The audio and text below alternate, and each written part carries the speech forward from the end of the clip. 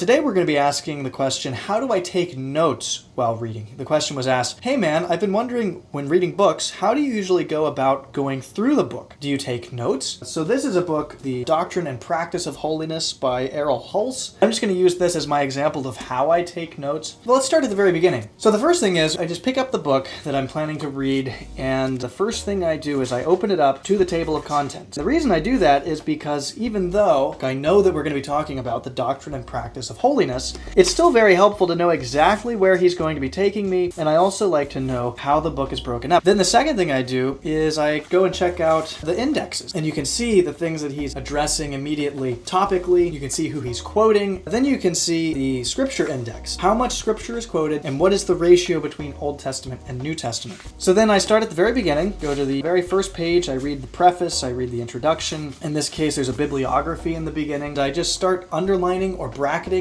I'm a huge fan of bracketing. I used to underline a lot, but I have found that it makes the text very hard to read when you go back through a second time. So instead, I do brackets like this. Sometimes I'll put an exclamation mark next to my bracket, which tells me this section was extremely good. Another thing that I like to do is write in a little note myself. In some books, I like to write key notes in the front or in the back of the book. For instance, here in the table of contents, there were a couple chapters here that had annotated bibliographies. So I went back to remind myself these chapters have that. I sometimes will write on the front page like here.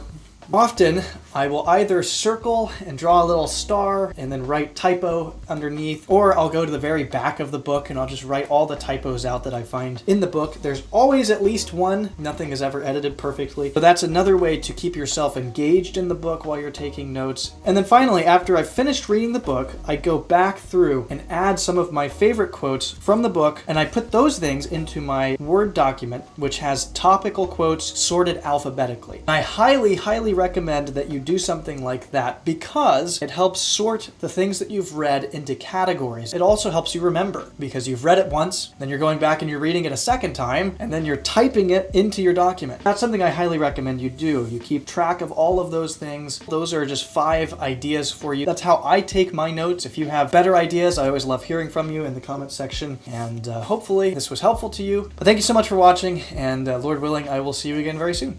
God bless.